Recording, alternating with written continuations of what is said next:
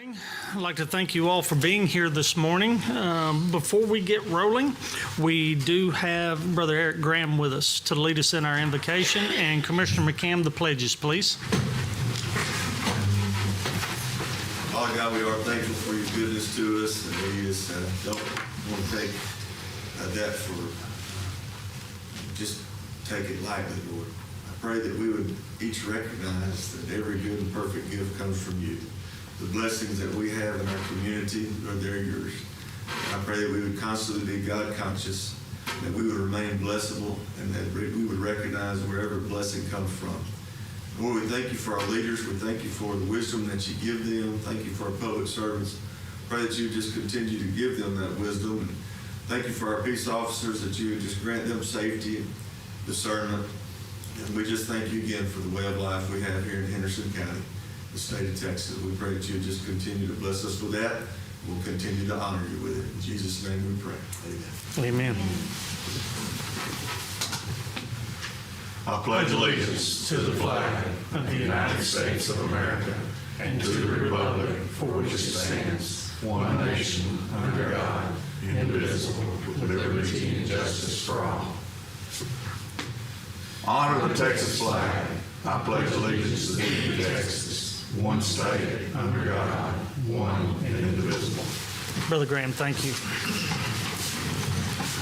All right. Well, once again, good morning. Glad to have you here with us. The time is 9:01. We do have a quorum, so we will call this meeting to order. Are there any citizens' comments? No, sir. Item number 1, consider and take action on minutes from previously held meeting of Commissioners Court on February the 13th, 2024. Are there any additions, deletions, or comments? Hearing none, Judge, I move we approve the minutes for the regular session of Commissioners Court, February the 13th, 2024, as presented. I'll second his motion. Motion made by Commissioner Tooley and second by Commissioner Spivey to approve the Commissioners Court minutes of February the 13th, 2024 is presented. All those in favor of the motion? Passes unanimously. Now, item number 2 is consider and take action on a proclamation in remembrance of Texas Independence Day. And if many of you have followed the Commissioners Court, we've been honored to have Mr. Clayton Starr and the organization to help memorialize Texas Independence Day. And he always brings us some great information, some anecdotal bit of history that, of course, started many years ago. Mr. Starr, welcome. Yeah, Charles Luna got me going on that. Yes, sir. Anyway, I got some news. Remember the last time we had Dr. Newsom here with a story? Unfortunately, a few months back, he died suddenly. And so it's a big hit to our chapter and to, he was a history teacher at UT Tyler, and he's going to be missed. In proclamation of Texas Independence Day, whereas March 2nd, 2024 is the 188th anniversary of Texas Independence Day, when 56 brave Texicans and Tejanos met at Washington on the Brazos to declare Texas an independent nation, signing the Declaration of Independence on this date, March 2nd, 1836. And whereas these 56 men signed the Texas Declaration of Independence and continued to draft a constitution pledging their lives and fortunes in securing a free and independent Texas, despite the disastrous events occurring at the Alamo and Goliad. Remembering March 2nd, 1836 every year is necessary and proper to remind the citizens of Henderson County, Texas, of the sacrifices made by our ancestors, the valiant men and women who risked their lives and fortunes to gain an independent Texas and establish a new republic that 10 years later became the 28th state of the United States of America, our beloved state of Texas. Citizens of Henderson County, Texas wish to join the Sons of the Republic of Texas and all citizens of Texas in observance and remembrance of the 188th anniversary of this important event in Texas history. a little story. This one is about Peter Sides. Mr. Starr, if you don't mind, would you pull there you go. Yes, sir. Okay. Peter Sides. This is the first half of the story of a man who served in the American Revolution and later was in the Texas Revolution. Part 2 will be at the proclamation for San Jacinto Day. My district rep of the SAR heard that the Waco chapter wanted to rename themselves the Peter Sides chapter. He wanted to know who Peter Sides was. A quick check of the SAR and DAR databases gave him the basic information he was looking for. His last name is actually spelled Sides, S-E-I-T-Z. He was born about 1752 in North Carolina and died August 18, 1813, near San Antonio de Mar, Spanish America. Peter Sides signed the Articles of Association pledging resistance against the British in Tyrone County, North Carolina. His father-in-law, Christian Carpenter, signed also. There was no notable military service, perhaps because his wife was a Swiss and a Mennonite. Signing the Articles of Association or taking the oath is a provision for patriotic service for the SAR and DAR. However, this does not mean he did not serve. My patriot grandfather signed also and had nothing about his service. And until I went to Delaware, where he lived, did I find out he was a member of the Delaware militia, helped in the defense of Philadelphia, and maybe was part of other actions in the Delaware area. The Zeiss family probably came from Germany by way of Switzerland and probably settled first in the Lancaster area of Pennsylvania. It is very likely that the family was a part of the Palatine Anabaptist movement in Switzerland, where many Germans headed who were Mennonites. Some of the earliest records of Peter Sides are from North Carolina, so it appears that he was either born there or his family moved there from Pennsylvania around the time of his birth. Sometime around 1774, Peter married Barbara Carpenter. Barbara's Swiss family name was Zimmerman, and that was translated literally into carpenter when the family came to America. In 1799, the Peter Sides family headed towards East Baton Rouge Parish, Louisiana. East Baton Rouge was under Spanish rule at that time. So what else was happening around that time? Well, little attention was paid to a thing called the Mexican War of Independence. This is a major rabbit hole that one could spend hours exploring and learning about, so I'll just focus on the part that embroils our Peter Sides. Mexican revolutionary and diplomat Jose Bernardo Maximilian Gutierrez de Lara visited Washington, D.C. in hopes of securing aid for Mexico's revolt against Spanish rule. He was received by Secretary of State James Monroe, who listened to the plans for establishment of a Republican government in Texas and use of Texas as a base for effecting the liberation of Mexico. However intriguing this must have sounded, the U.S., who was involved in its second war with Great Britain at the time and did not want to include Spain in the war also, led Gutierrez to believe the United States would not hinder the organization of the expedition against Texas. Gutierrez then went to Louisiana, where he met Augustus McGee, who, as a lieutenant, had commanded U.S. Army troops guarding the border of the neutral ground in Spanish Texas, and who had resigned his commission and formed the Republican Army of the North, also known as the Gutierrez-McGee Expedition. Crossing the Sabine with some 130 men on August 8, 1812, McGee scattered Royalist frontier detachments and entered Nacogdoches on August 12th. With him was one Peter Sides. I guess the promise maybe of the legal land, or 4,428 acres, overshadowed his religious beliefs. Stay tuned for part 2. Well, Mr. Starr, thank you very much. When y'all come before us every year, you bring history back to life for us, and to realize that these were ordinary people, just as we are today, that had an idea and became joined in a common cause. Right. And just how the ripple effect of those few people, what it comes to down the line. Yes, that is true. It's amazing. So interesting, too. Commissioners, comment? Thank you so much. He gave me a little history lesson of himself this morning. That was really good. Commissioners? I'll tell you every year, next Tuesday, I'll get my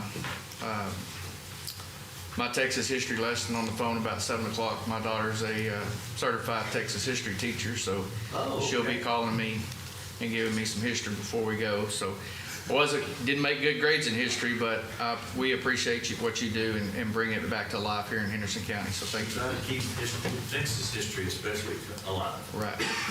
Thank you. Thank you.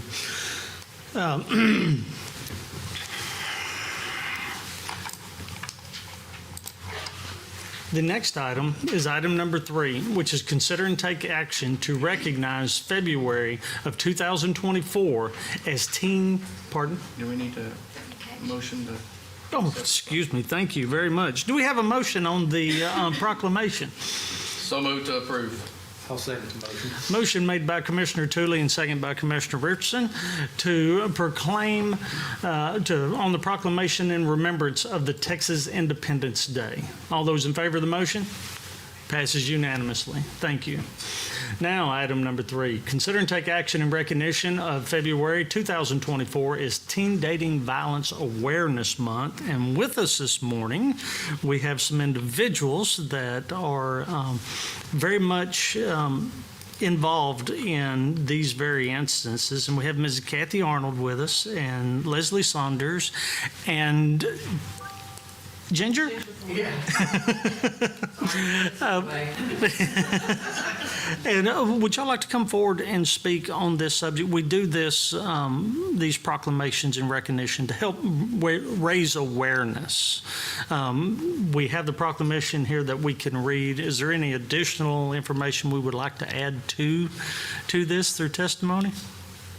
Well, what walks hand in hand with this is the efforts of our prosecution team and law enforcement. As you may well aware, we have the Crimes Against Children's Task Force.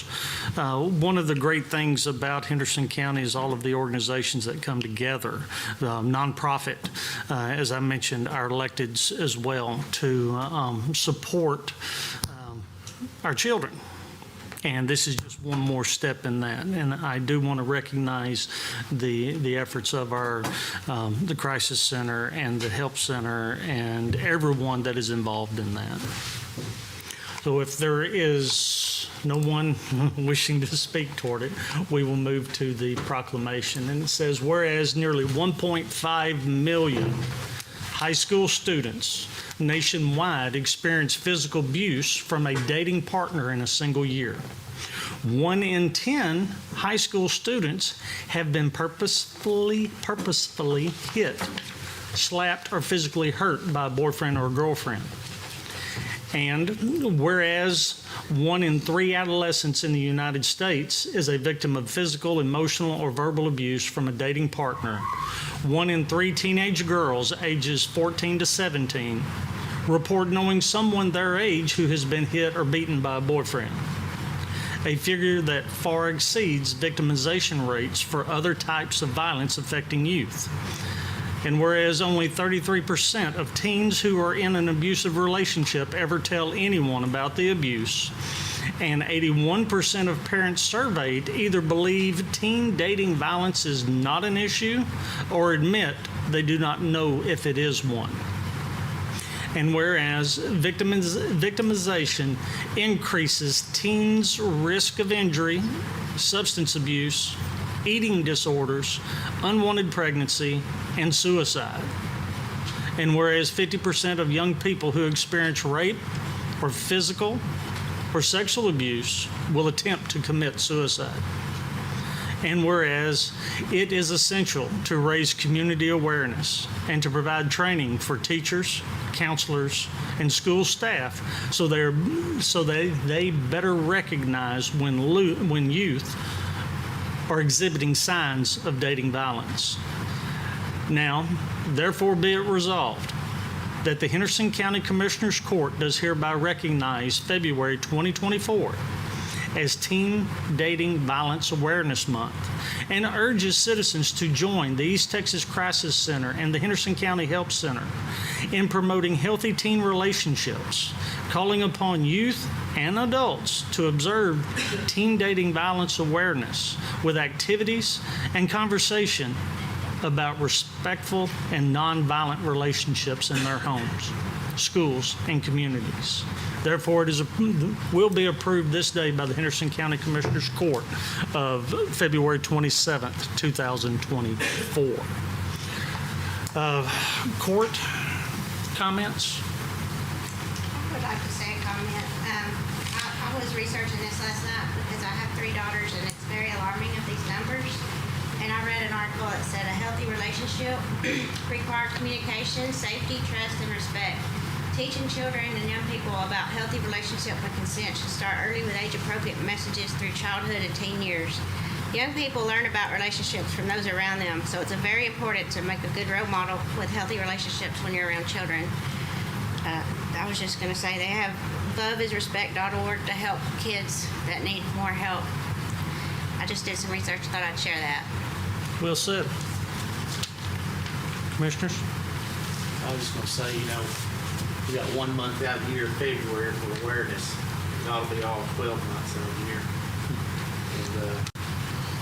And, like Commissioner Spivey said, all this needs to be embedded in someone at a young age, because if they are abusive or being abused at a young age, it usually carries on as an adult. And we see the domestic violence that happens also. This is where it all starts right here. Anything further? Well, again, we want to recognize and thank the organizations that keep this in the forefront and keeping it on our minds at all times, as Commissioner said, should be year-round. If there's no further discussion, we have a motion. I'd like to make the motion to take action to recognize February 2024 as Teen Dating Violence Awareness Month. I'll second the motion. Motion made by Commissioner Spivey and second by Commissioner Richardson to approve the resolution recognizing February 2024 as Teen Dating Violence Awareness Month. All those in favor? Item passes. Commissioner, are you voting for? Yeah, I'm sorry. Passes unanimously. I was looking down at my. One thing we'd like to take a moment here, since we had the 2 proclamations, so that we can allow folks to get on. If you'd like to come forward and have the picture taken now, we'll go ahead and get that done in recognition. We'll start with the Help Center and the Crisis Center. And that way they can...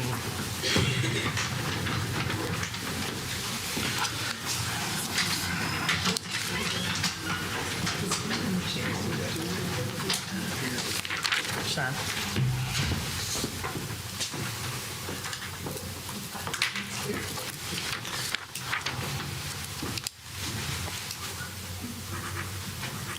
We're trying to get this proclamation signed so y'all can at least hold it.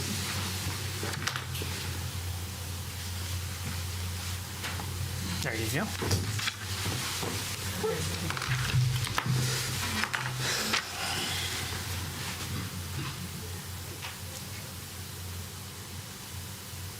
All right.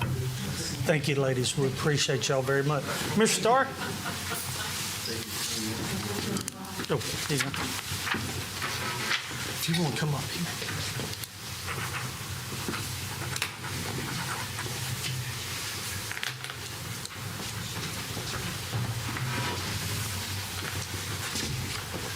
Once again, I'm odd man out. I've been doing it the longest and I don't have my time. Over this way? Yeah, there you go. There you go.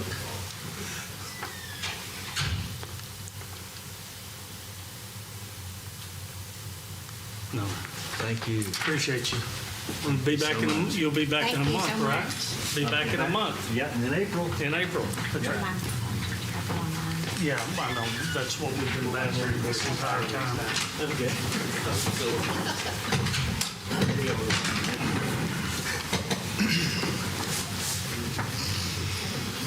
All right.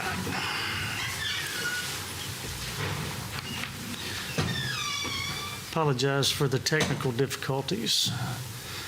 Our microphones keep cutting on and off. All right, excuse me. Item 4, consider and take action on a request for refund of overpayment of taxes from Henderson County Tax Assessor Collector. Good morning.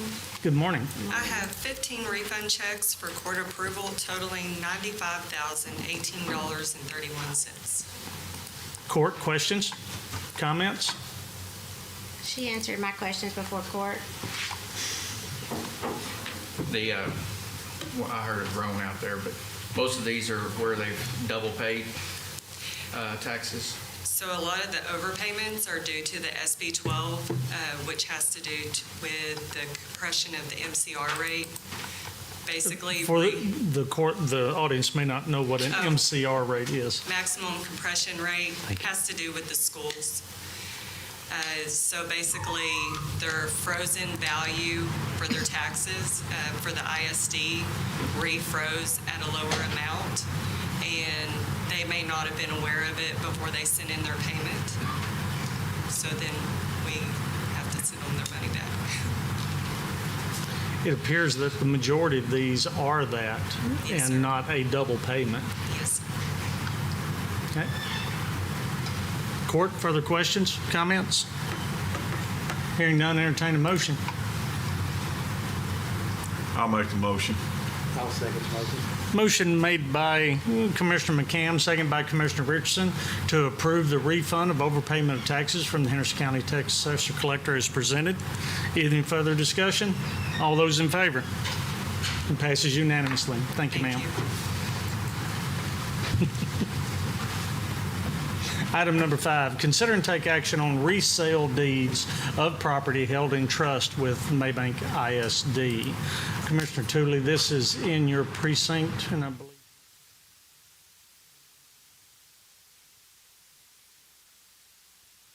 Court, this is, again, we haven't had many of these over the last several years due to the fact of how fast property has been selling. Quite honestly, we do not have a large quantity of resale properties still held in trust. But this is one of those older procedures of which they must have our approval. Maybank ISD has already given their approval to it and is just waiting on our finalization. Any questions, comments? Entertain a motion. So move to approve.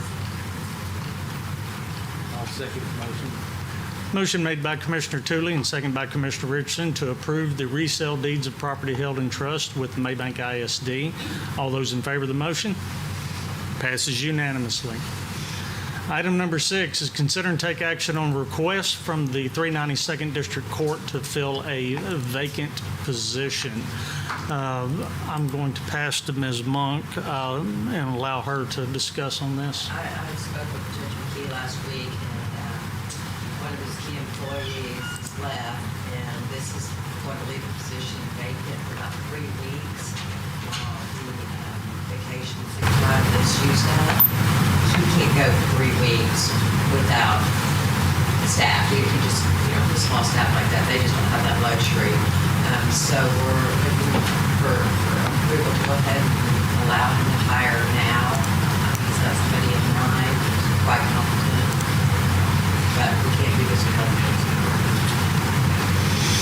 And this is a position, coordinator position that is crucial to the operations of that, not only their court duties, but which affects us in the long run as well. Be happy to answer any questions. What steps you gonna start at? That at this point is not part of the, We don't know. right, we don't know. Gotta get this lined out first. Okay. This is filling in that 5.5 weeks. Really, it'll end up being about three. Three. because, the position's already been vacant for Oh, okay. 2.5 weeks now, so. Right. Very similar to what we did a couple of weeks ago for JP5. That. Questions, comments? Okay. Entertain a motion. I'll make that motion to approve. Second. Motion made by Commissioner Spivey, second by Commissioner Tooley, to approve the request from the 392nd District Court to proceed with filling the vacant position. Any further discussion? All those in favor? It passes unanimously. Item number 7 is consider and take action to allow the District 8 Fire Department to purchase a 2018 Explorer, unit number F18-01, and a 2017 Ford Explorer, unit F13-54 from Henderson County. Sheriff? Good morning, Court. District 8 had came over and needed some vehicles. Both of these vehicles need work. One of them needs a lot of work. One of them is currently wrecked. It's the 2017 Ford Explorer. We've taken them out of our fleet due to the amount of work that they're needed. And he says that the chief of the District 8 Fire Department says that he can get them fixed and they'll help his department out. So we're just going to come to court and see if the court will allow us to sell those vehicles to District 8. Court, questions? Comments? So they want the vehicle that is wrecked also? Yes, sir.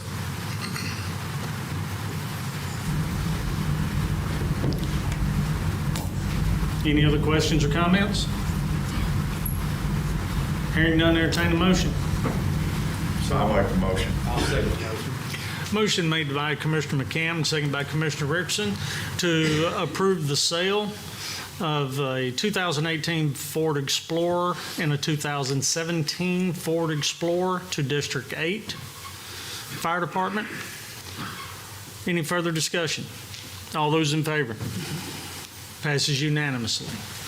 Item number 8 is consider and take action on an interlocal agreement with La Pointe ISD for the Crimes Against Children's Task Force. Sheriff? Yes, sir.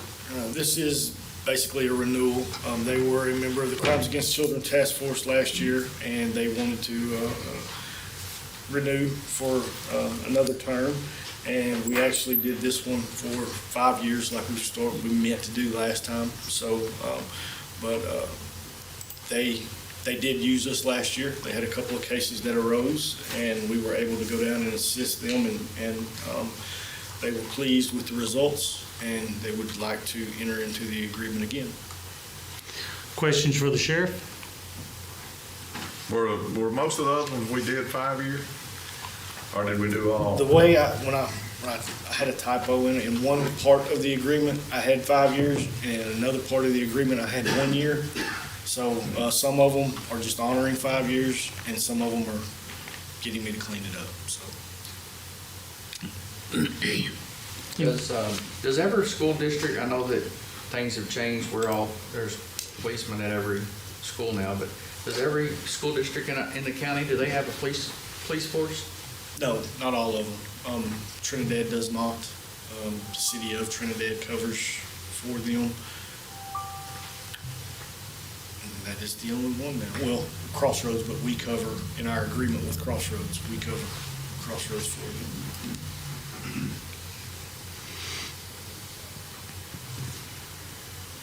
Any further discussion? Entertain a motion with the sheriff, judge's authorization signed. I'll make that motion. I'll second the motion. Motion made by Commissioner McCam, second by Commissioner Richardson to approve the interlocal agreement with La Pointe ISD for the Crimes Against Children's Task Force with the judge's authorization to sign. Any further discussion? All those in favor? Passes unanimously. Thank you, Sheriff. Now, item 9 is scheduled for a public hearing at 9:10, and this is to set a speed limit of 30 miles an hour on County Road 3412, which is located in Precinct 4. Can we get a motion to move into public hearing at 9:30? So moved. I'll second. Motion made by Commissioner Richardson, second by Commissioner McCam to move into public hearing at 9:30 a.m. All those in favor? Passes unanimously. We're now entering into the public hearing portion. At this time, anyone wishing to speak for or against of this may register their opinion. They will be given 3 minutes to speak, but before they do, please state your name and address for the record. Is there anyone that would wish to speak on this item?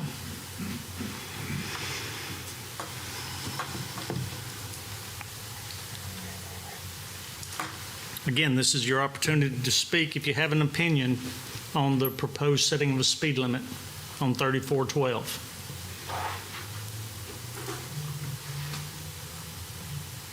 Last call. Court, can we have a motion to close public hearing at 9:31? I'll make that motion to close at 9:31. I'll second the motion. Motion made by Commissioner Richardson, second by Commissioner McCam to close public hearing at 9:31. All those in favor of the motion? Passes unanimously. Item number 10 is consider and take action on a request to set a speed limit of 30 miles an hour on County Road 3412 located in Precinct 4. Commissioner Richardson? Yes, Court, I was approached by constituents if they didn't have a speed limit on their road. And so I told them that the statute requires us to do a public hearing and post a sign on the road that was going to be a public hearing. I think it only requires signatures if we try to lower it to 25 miles per hour. So we set it at 30, and we're here today to approve this 30-mile-an-hour speed limit because we're required on all traffic posting signs to run them through court and have a public hearing. Questions for the commissioner? Hearing none, entertain a motion. I'd like to make a motion to set the speed limit on County Road 3412 at 30 miles per hour. I'll second his motion. Motion made by Commissioner Richardson, second by Commissioner Spivey to approve the request to set a speed limit of 30 miles an hour on County Road 3412 located in Precinct 4. All those in favor of the motion? It passes unanimously. Thank you. Now, item number 11, I'm going to ask to skip over, given that it was a communication mix-up, and actually, we've already completed that step. We were under the impression it was a additional amendment, but it is not. So we'll move to item 12, which is consider and take action on advertisement for competitive bids for the Henderson County Civic Building. Court, and for the public with us, as you know, that we put out bids previously, and what came back was not within the scope of what we were able to put forth into this project. So now we're back again on the second phase. So, Ms. Vaughn? Good morning. Morning. So we're requesting competitive bids from qualified subcontractors and suppliers for the construction of the Henderson County Civic Building. It'll end on April the 8th at 9 a.m. Any interested bidders will request specific information from Level 5 Architects, and that is till April 1st. Okay. And with us today, we have representatives of Level 5 with us. The court will remember Justin. Justin, if you'd like to come forward. Anything you'd like to add to this process and discuss with the court? Yeah, thank you very much, and I appreciate you getting us in front of it and get this out to bid. Like we mentioned previously, we had one bid that came back, just wasn't within the scope of the budget that we had set for this project. We made some modifications to the plans, updated some things. We feel like we've got a good project that is going to be within budget. We just need to get it out on the streets, and hopefully we get some more interested bidders this time. Based upon these revisions that we've made in the plans, kind of separating the buildings and then making it more feasible for them to actually get some good numbers on. In addition to that, we will be holding, as Ms. Danielle mentioned, the April 8th will be the bids due. We'll be hosting a mandatory pre-bid meeting on site on March 27th at 2 p.m. as well, so that any interested bidders can come out there, view the existing building, and answer any questions. All the questions will be due back to our offices by April 4th, so that we can get any clarifications back out to any last-minute contractors, or last-minute clarifications back out to contractors, so that they can get their bids wrapped up that April 8th. Court, questions, comments concerning this?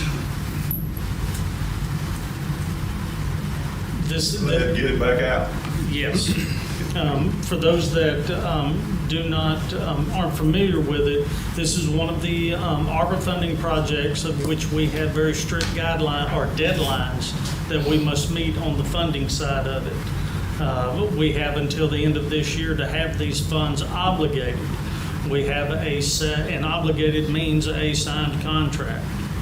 And at the end of this year, and then we have to have it expended at the end of 26, and these are non-negotiable. So hence the urgency from our side, given that the original bid proposal that we received was way out of the scope of what we'd intended. And if you haven't had an opportunity to be a part of the ARPA workshops, which we hold twice a month to discuss these projects, this one is one that encompasses a response to COVID or / pandemic, as revitalizing this facility, since that location is the hub of most of our emergency management responses. This is just one step of that, as far as developing that to not only serve its historic role, but also to expand upon its capabilities of the additional roles that we use that building for. So, any further discussion? Hearing none, entertain a motion. I'd like to make a motion for the advertising of competitive bid for the Henderson County Civic Building. I'll second that motion. Motion made by Commissioner Richardson, second by Commissioner McCann, to approve the advertisement and acceptance of competitive bids for the Henderson County Civic Building associated with the ARPA projects. Any further discussion? All those in favor? Passes unanimously. Thank you both. Thank you. Item 13, consider and take action on an agreement with Spindle Media Incorporated for tax collection software and implementation services. With us this morning, we have our tax assessor collector, Ms. Peggy Goodall, and I believe the court is aware of the challenges that we're facing with our current tax collection software. We've been with this vendor since 2000. There's a great backstory there if anybody ever wanted to hear about it. But we've been with this service for that long. The company has sold, it has changed hands, and the service is not quite what it used to be. Plus, this is a older software. And what we have before us today, the IT committee, we met and discussed this. The IT committee voted to support and recommend what has been brought to the court today, and I will let Ms. Goodall tell you the rest. Well, it's been a long process. We've been through several different vendors, 4 to be exact, and this Spindle Media is the one that we like the best. It's more user-friendly, and they've been in business since 1998. They've got like 20 counties, over 20 counties with them currently, and they even do, they have both support for online and an app for the phones, so that'll be a big improvement for our office. And they came and answered everybody's questions, I believe, so I'd just like to get confirmation on this. Court, this is a software as a service, as the majority of our software products are that we use today. The actual annual maintenance on this and the subscription is $68,000, a little over $68,000 a year. Now, there is some conversions involved in this, which conversion data mitigation is going to be in the a little over $50,000, and the implementation and onboarding, the travel costs that we have with them is budgeted up to $25,000. So this is a little more expensive than the current software we have. I think it's an additional $10,000 annually, but that is much more economical than the other softwares that we looked at. And this organization is a part of the purchasing cooperatives. No, this is the one we did the Reeves County, to meet the threshold to purchase. If you'll remember, in December or November, we approved, and I say approved, we requested the authority to bid off of Reeves County, who did this exact same process with. They went through the formal bid process. The formal bid process, yes. So, questions about the software? In the honor of Mr. Starr, who I think left, and give you a history lesson on it, because this was a fun one. How far out from implementation are we? Well, he said it would be about 6 months to go live, but they want to get started as soon as we can, you know. Hopefully have it running up before tax season. Yeah. This is the window that we have between, with tax season closing, this is the downtime in there until they begin picking back up with getting ready for tax season and actually the collections again. The nice thing about this, as Ms. Goodall alluded to, is that there is an app for the phone now. It becomes much more user-friendly to the public who wish to exercise that option. And quite honestly, we have done,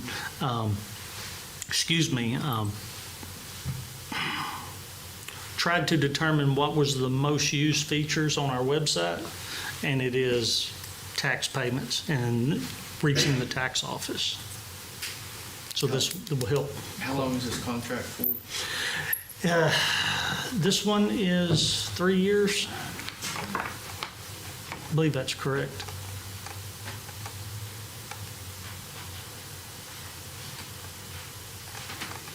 Any other questions? You said they did have technical support. They do, and we've heard good things from them. I mean, we've reached out to other counties that use them, Smith County being one of them. They're very happy with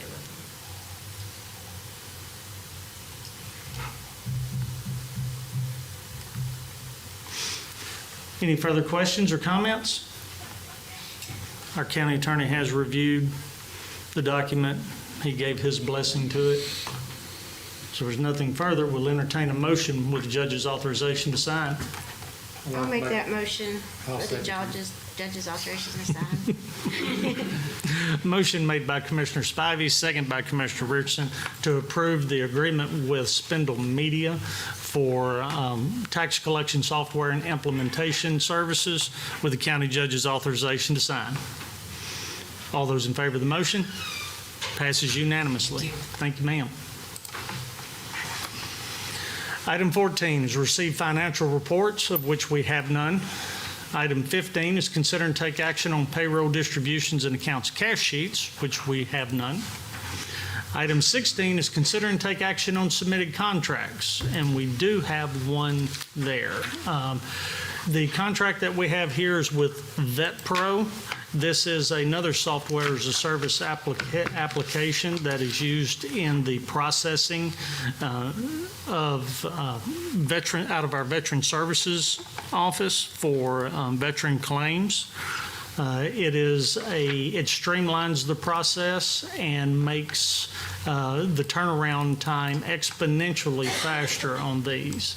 It is a very inexpensive at $750 a month, and allows, as I said, for a faster receiving of services or answering of requests for services from the VA to our offices.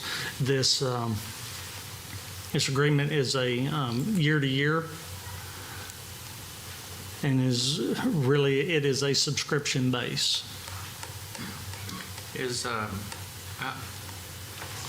If this is passed, how many times do we use this a year? Every day, Anytime somebody wants it? anybody's in that office over there. Okay. This had been discussed by not only our previous VSO, but a couple of them. This is becoming the, at least in Texas, because Texas does everything a little bit different. For the Texas market, this program is becoming the industry standard. And if you know that when you're dealing with trying to interface with governmental organizations, they are the requirements that you must meet, and they also will give their blessing to them. This is the software service that has been blessed by not only the Texas Veterans Board in Waco. It has given their blessing. So, And our VSO has used it before, and he was very, very knowledgeable with it. And he also said it could save him from going to the houses of people, that they could sign electronically on this also. if they have the capability to do it from their location.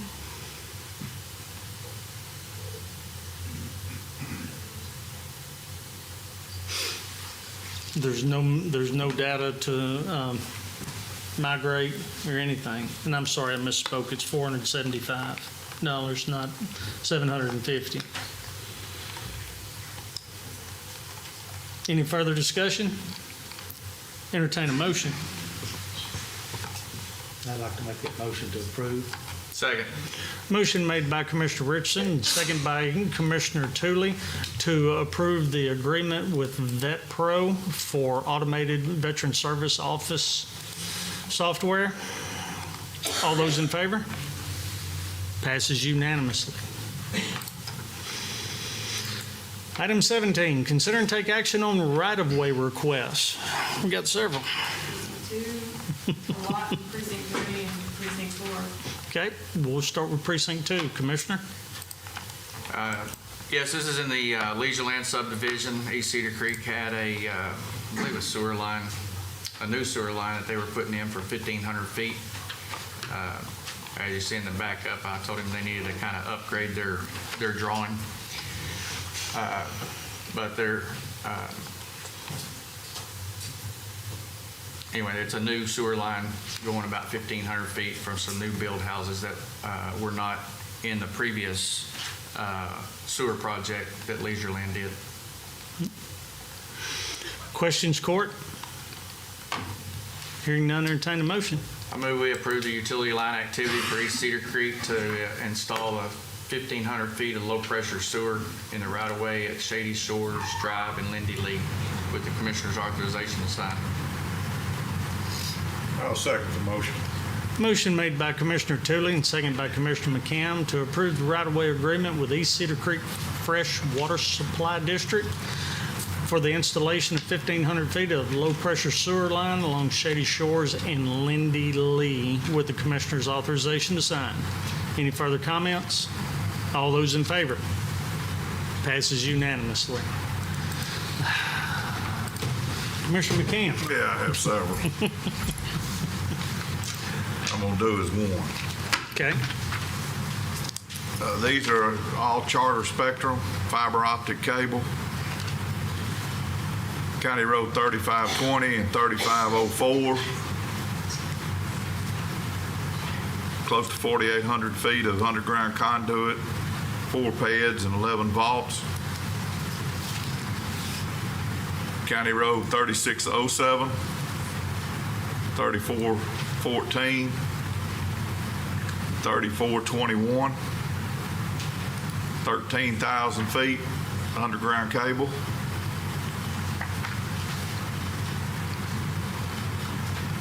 County Road 3711. This is be a Class 5 30-foot pole equipped with power, supply cabinet, and trench 20 feet.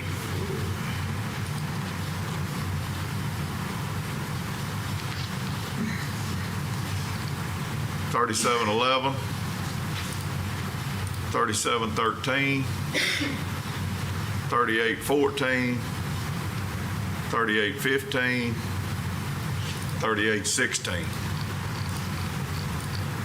20,575 feet of underground conduit, 56 vaults.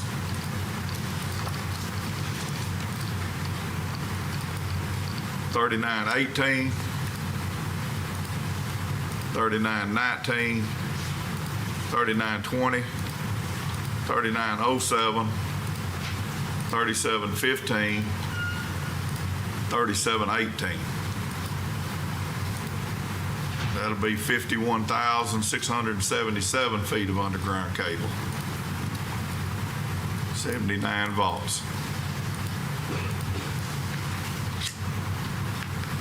County Road 3504, 3520, 3502, 3512, 3513, 3514.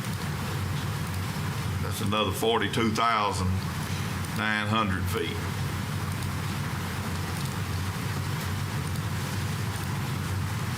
$36.07, $36.08, $34.17, 12,219 feet underground cable.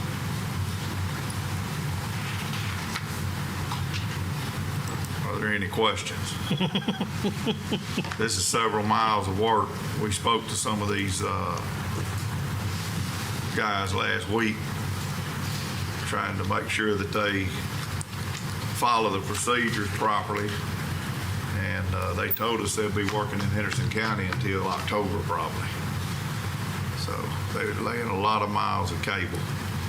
And I've spoken to several people that already have the services, and they're very pleased with them. Would you mind sharing with the public what you did with me when you're talking about the user density in that discussion that y'all were having with them? The connections per square mile, I believe it was, normally versus this project. It was quite a drastic amount. Well, Commissioner Richardson and I met with the company supervisors, and this is a little bit different than a lot of instances. I mean, they still laying fiber, and these guys lay fiber all over the United States, but they generally lay it down major roads. And now they're going down all of these county roads. A lot of places we don't have much right of way. A lot of places we have some right of way. You know, y'all driving down some of these roads, a lot of times the fence is right beside the road, or there's a hill right beside the road. So they're in a little bit different country than they're used to working in, but they took our complaints seriously, I believe, and have been working toward getting those fixed. But they did mention to us that I believe they're used to working with, what did he tell us? 60 houses per square mile, and a lot of these are 3 per square mile. Mm-hmm. So they're running a lot of fiber to a lot of places that without this program from the federal government, what's it? RDOF. That a lot of these people wouldn't be able to ever get service because they're running it in areas, you know, where they're going 3 or 4 miles down some of these county roads, and there's 3 houses at the end of it. So we know it's a mess in some places. We know it's been raining. We know they're digging our ditches up, and they're plowing through them, and they're boring under them. But I don't know of anywhere that I've ever been where construction doesn't make a mess. Mm-hmm. Now, some of my constituents think that, you know, the construction doesn't make a mess, but I've never been anywhere where it doesn't.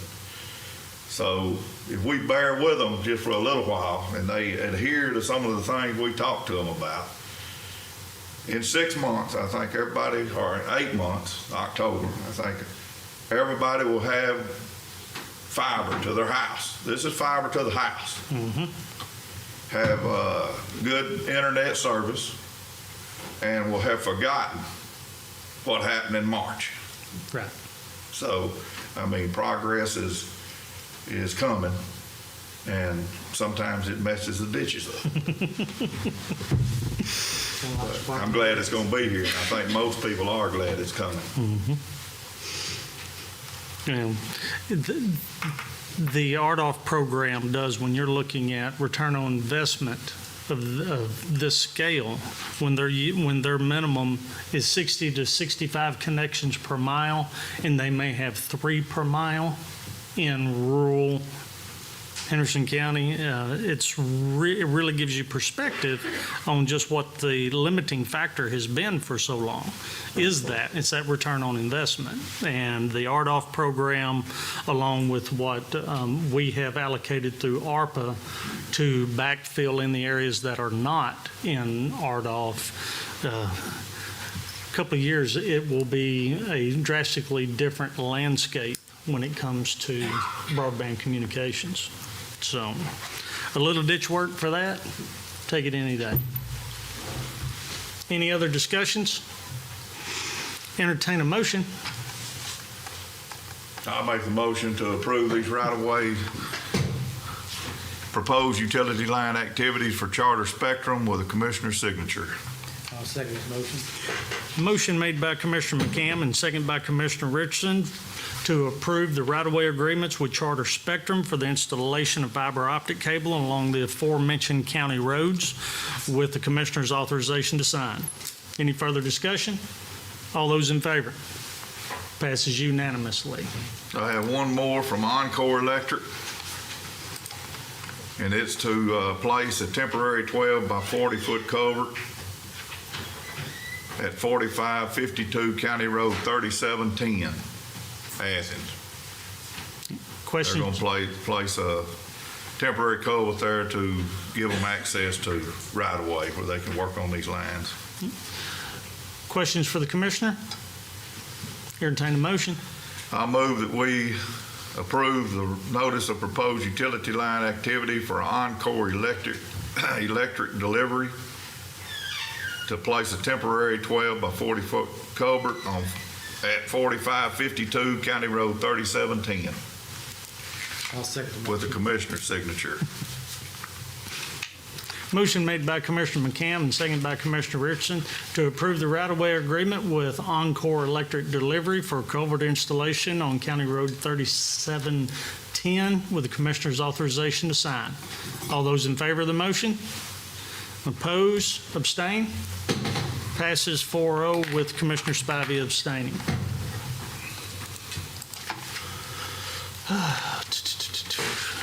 Commissioner, I believe you want to pass on the precinct 4s, or you want to proceed?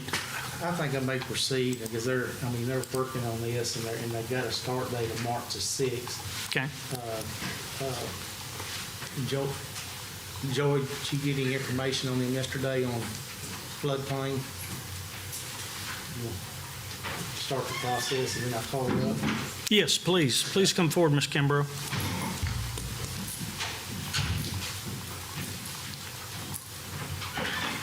So during the right-of-way permitting process over in Precinct 4, we had some concern from a person that brought up possible,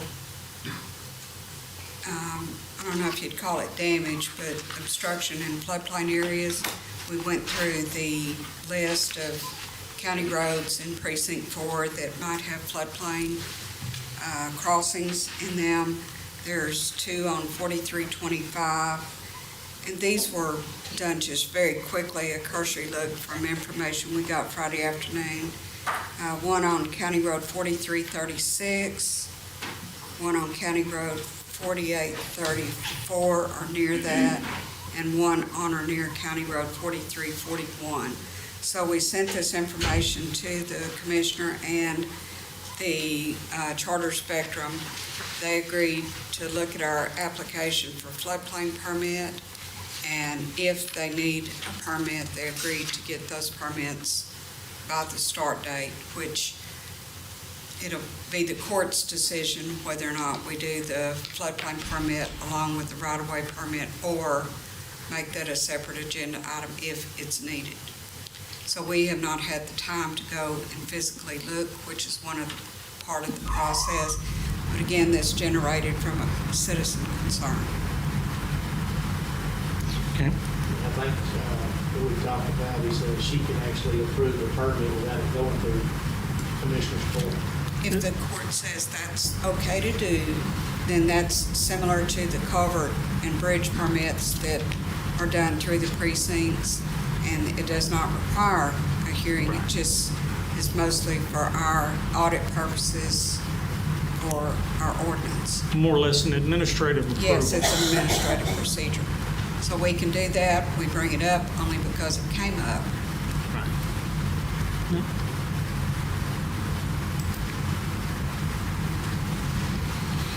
Well, I'd like to, on this Charter Spectrum, they're applying for a proposed utility line activity to install 108,937 foot of underground fiber, 181 vaults and 36 pedestals on County Roads 4325, 4328, 4329, 4330, 4334, 4335, 4336, 4340, 4343, 4346, 4349, 4811, 4834, and County Road 4404.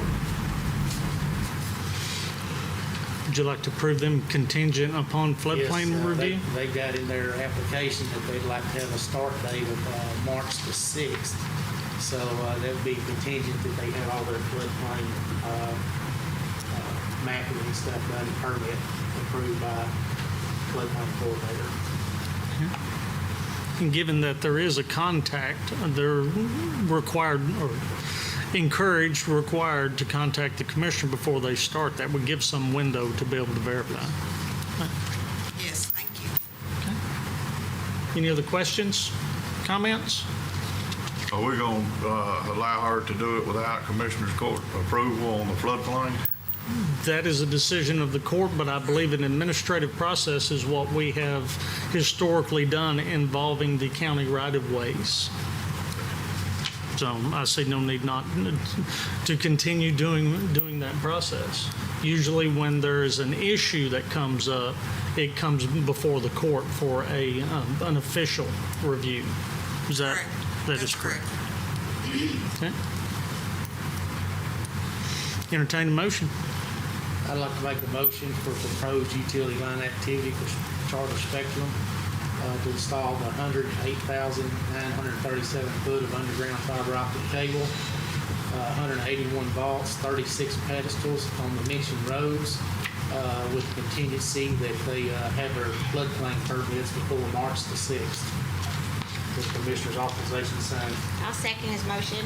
Motion made by Commissioner Richardson, second by Commissioner Spivey to approve the right-of-way agreement with Charter Spectrum for the fiber optic installation along the aforementioned roads contingent upon the floodplain permit authorization with the Commissioner's authorization signed. Any further discussion? All those in favor? Passes unanimously. Thank you, ma'am.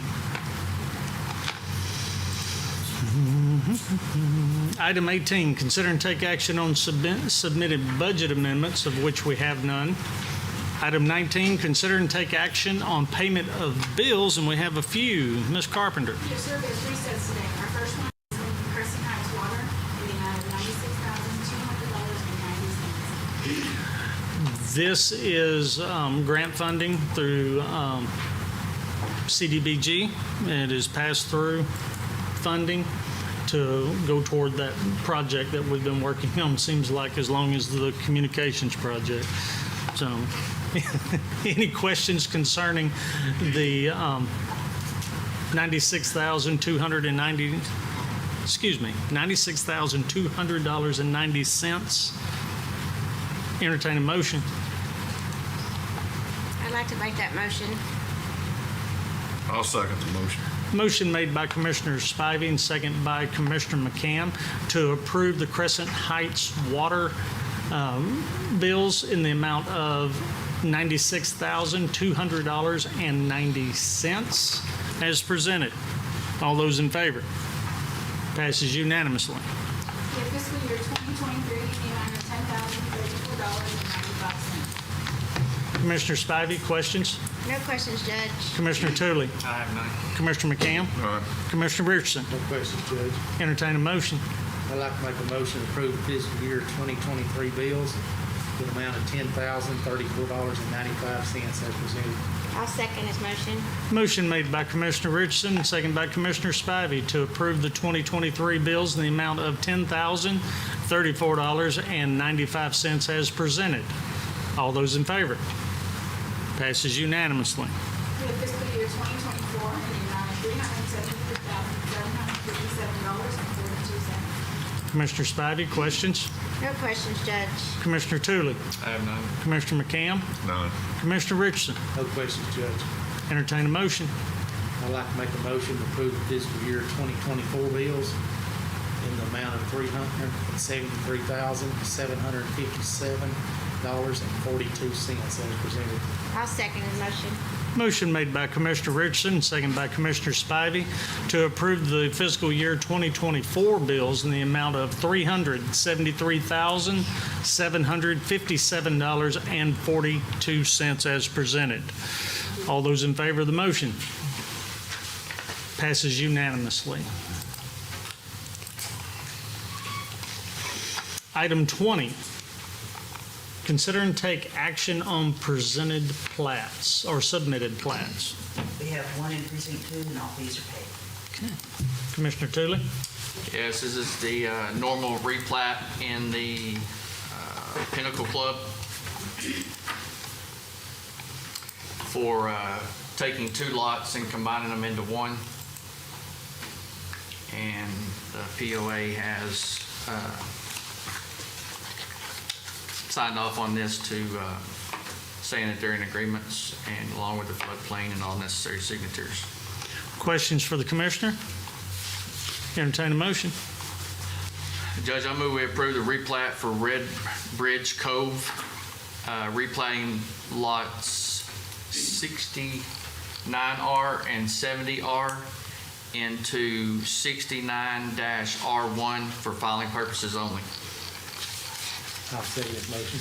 Motion made by Commissioner Tooley and second by Commissioner Richardson to approve the final replat of Red Bridge Cove, replatting lot 69R and 70R, creating lot 69-R1. Any comments?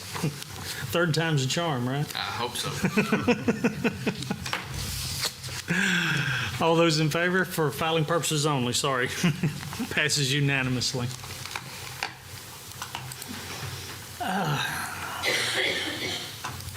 Item 21, open and consider bids. We have a couple of them today. Good morning. Morning. We have a couple of bids this morning. The first one is Precinct 4 and I believe Precinct 3 are looking to purchase a used bucket truck. All vehicle specifications are provided in the bid packet. If approved today, we'd advertise it twice in the local paper. First time it'd be advertised would be this Saturday, March 2nd. The second time would be next Saturday, March 9th. We'd open the bids on Tuesday, March 19th, and then we'd award it, or bring it back to court for it to be awarded on March 26th. Questions, comments? So we got, so we're gonna send them out on the 2nd? The advertisement in the paper will be posted on the 2nd. On the 2nd, Yes, sir. and then the next one will be on the 9th, Yes, sir. and we're gonna open them on the 11th. On the 19th. Well, we're gonna skip a week. 19th? Oh, is it? Okay. Yeah. All right. Any other questions? Entertain a motion on the bucket truck advertisement. I'd like to make the motion. I'll second the motion. Motion made by Commissioner McCam, second by Commissioner Richardson, to approve the advertisement for a used bucket truck, precincts 3 and 4, as presented. Any further discussion? All those in favor? Passes unanimously. Okay, and the second one is the fiscal year 2024 for pipe bid. It has the same dates. If approved today, the first advertisement would be March 2nd. Second advertisement would be March 9th. Again, we'd open them on March 19th and bring it back for the court on the 26th. Yeah. Questions? I have one question. This will be from, say, March to February? Yes, sir. How do we get on I don't think it'll really matter to the commissioners, but how do we get on that same cycle as road material? It depends upon the court setting the timelines for it. I'm not sure where road material is on this current cycle. In April. And we're trying to get it to where we bid it, or we're trying, when we talk, get it to bid in September, October for a January 1st start date, Mhm. instead of midway through the season or whatever. Right. So, I mean, I don't think this is really, culverts are really all that, but No, the main reason for the road materials issue was so that it aligned with road building season. Culverts is not dependent upon a season. The amount of bids that we continually do continue to grow. That's the administrative portion of it. If you have all of them hitting it at once, right. may be an issue. Did y'all ever have in the prior, did they always at the same time, or it just? It was, culverts were always somewhat off because of the very issue there. We focused on our oils and base materials and all of that to try to align with our processes. Okay. And of course, we've gotten into it where we've been our own worst enemy before, where we'd have them set on the right schedule, and then we wouldn't like the bids. Yeah. We would get, and then we'd rebid it, and we'd rebid it. So it's difficult to keep them in place. I mean, I can't remember, there was one we rebid 2 or 3 times that backed At us up least for 3. months. So most of our vendors are very good at honoring, our bid until we can get the process done. And of course, there's also a couple of steps we can take to them for them to officially sign off in honoring for a short period. I've never known us to go without being able to get materials. There are some oddball things that were outside of our ability, but 90% of what we buy, we have that capability. I have a question. Yes, ma'am. Do you have a list of vendors you send this out to, or are they just responsible for looking at it in the paper? I do have a list. I didn't bring it with me, but if there's any vendors that you guys know that would be interested in bidding, or would be in our best interest to send it out to, we can send it out. Okay, thank you. The one I dread most is tires. When does it come back up? It's in the works.